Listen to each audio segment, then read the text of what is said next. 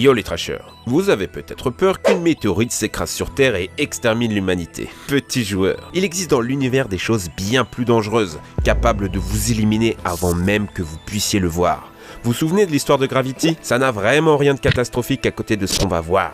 Embarquez donc dans notre fusée et venez admirer avec nous les 6 phénomènes les plus dévastateurs de l'univers.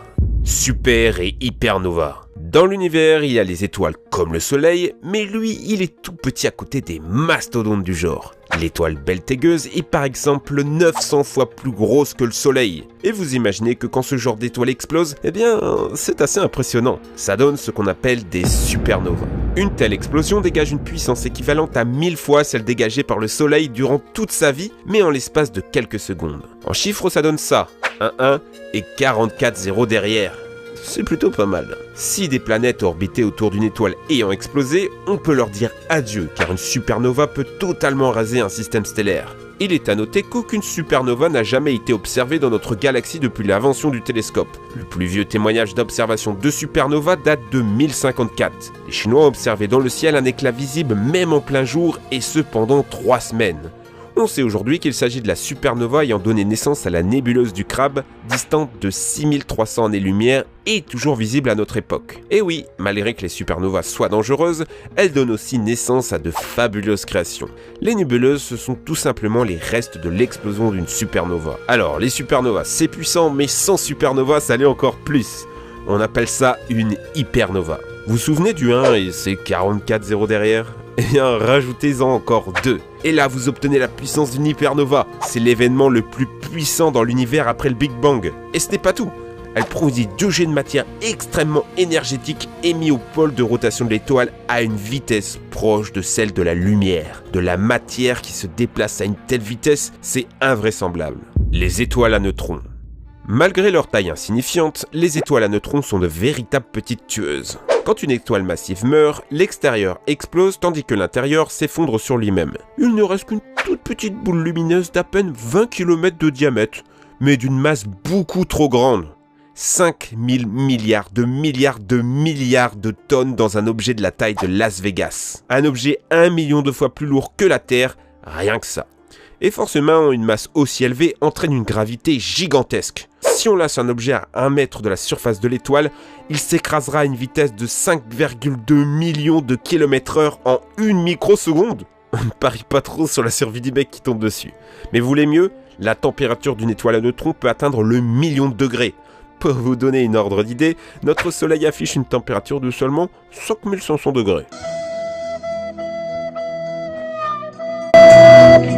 Oui, c'est bien sympa tout ça, mais en quoi elle est dangereuse ta minuscule étoile? Déjà de 1, tu t'en approches avec un vaisseau, tu meurs direct, écrasé par ton propre poids. De 2, certaines de ces étoiles à neutrons ont un champ gravitationnel extrêmement puissant, ce qui fait qu'elles tournent très vite, mais genre vraiment. Une vitesse de rotation allant jusqu'à 252 millions de km/h, soit environ 744 tours par seconde. Sont alors les fameux pulsars. Mais il existe aussi une autre catégorie d'étoiles à neutrons, les magnétars. Ceux-ci possèdent un champ magnétique si puissant qu'ils seraient capables de déstabiliser celui de la Terre. Et selon certains chercheurs, ils pourraient même détruire notre couche d'ozone à une distance de 10 années-lumière. En décembre 2024, un magnétar a provoqué un sursaut de rayons gamma et de rayons X si intense qu'il a modifié les couches supérieures de l'atmosphère terrestre.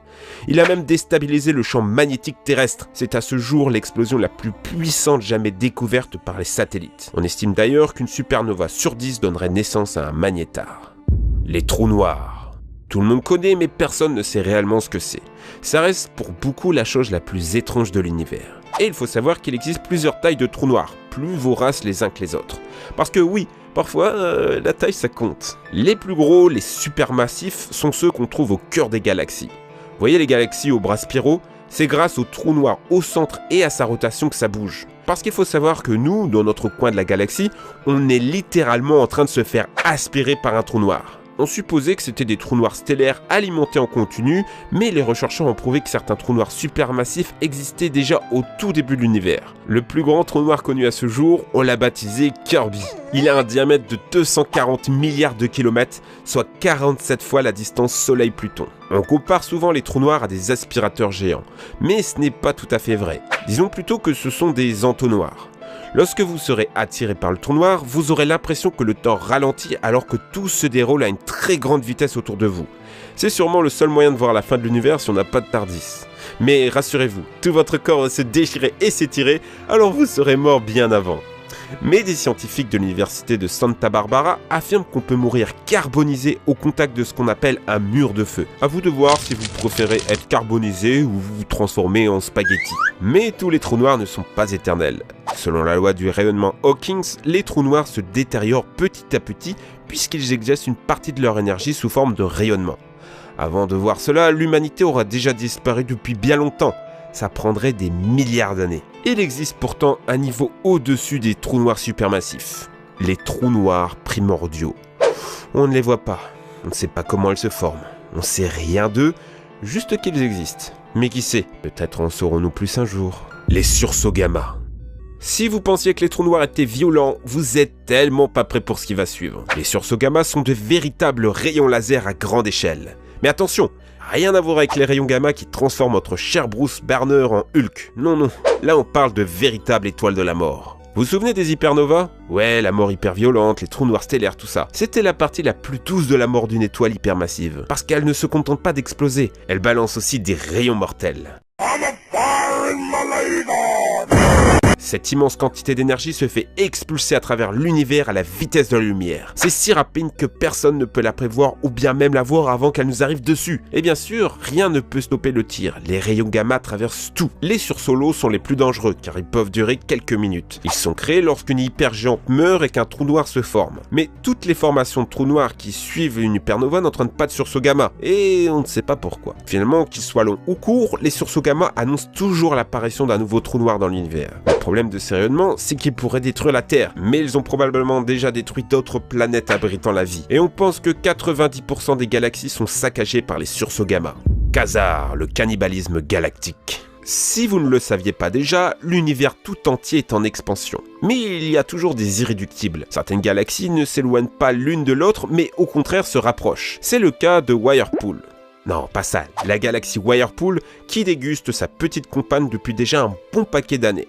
Vous avez vu la photo, alors maintenant imaginez le sort qui a été réservé aux pauvres petites planètes qui pouvaient exister dans la galaxie en train de se faire dévorer. Spoil, il ne reste plus grand chose à la fin. Et c'est en ça que le cannibalisme galactique est vraiment dévastateur. Mais il n'y a pas que ça.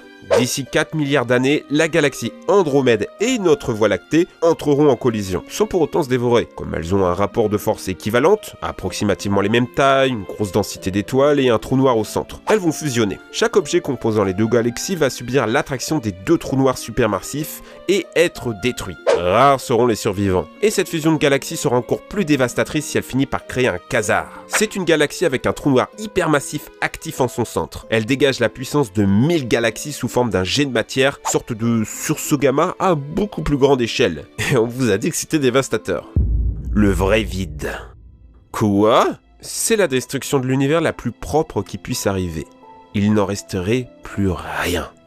Même les lois fondamentales que nous connaissons comme la gravité ou la conservation de la masse seraient détruites. Ce serait comme un immense reboot de l'univers. Et le responsable, ce serait lui, le boson de Higgs.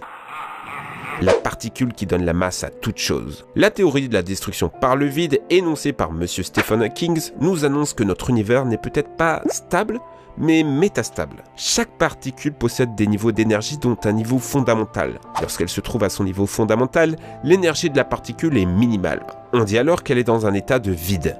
Si la particule n'était pas dans son état fondamental, elle va tout faire pour y être. Mais dans ce cas, elle peut se trouver dans un état dit métastable. C'est-à-dire qu'il est stable tant que rien ne vient perturber la particule. C'est ce qu'on craint pour le boson de Higgs. On craint qu'il ne soit pas naturellement dans son état de vide, mais dans un état de faux vide, un état métastable. Si une perturbation envoie un boson de Higgs vers son état d'énergie minimale, il crée une bulle de vrai vide. Et ça peut partir n'importe où, d'un atome au fin fond de l'univers comme dans l'aile d'un papillon. Et cette bulle s'étendra à la vitesse de la lumière dans tout l'espace, pulvérisant tout ce qu'elle croisera tant l'énergie à sa surface est grande. La structure même de la matière en serait modifiée et aucune vie ne pourrait exister avec les lois que nous avons aujourd'hui. Il faut savoir que cette théorie est à double tranchant. Soit elle est fausse, l'univers est réellement stable et on est tranquille, soit elle est vraie et la destruction de l'univers a peut-être déjà commencé. Et c'est d'autant plus terrible qu'on ne peut pas le voir venir. Mais calmez-vous, l'univers est en extension, donc ça ralentit sa course. On a peut-être un peu de temps devant nous. Juste assez de temps pour pouvoir regarder les autres vidéos de la chaîne et des vidéos sur l'espace, on en a déjà fait quelques-unes, notamment celle-ci sur l'apparence des extraterrestres. Allez voir. Si vous en voulez d'autres, un petit pouce bleu et partagez la vidéo en masse. Merci à Mescaline, notre astrophysicienne, pour avoir écrit la vidéo et Silver pour le montage. Ciao!